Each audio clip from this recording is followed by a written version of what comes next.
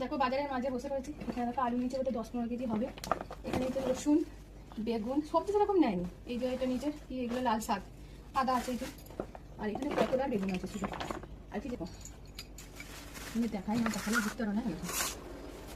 এখানে এই যে মাটন নিয়েছি, এই যে বারণ করলে শুনবে না। আমি বললাম দেখো মাটন ভাড়া নিতে যায় না। এটা হচ্ছে আবার ছাঁচ মাটনের। এটা কারণ হতো, এটা আমাদের ওরিওর জন্য কিছু কুচি করে নিতে হবে, নেয়নি কো দেখো, এটা ওরিওর জন্য ছাঁচ। এই আর এখানে দেখো আমি এইসব কখন করবো, এখন আজকে সকাল থেকে না সেই চাটা কোনো রকম খেয়েছি, স্যার পড়াতে এসেছিলো।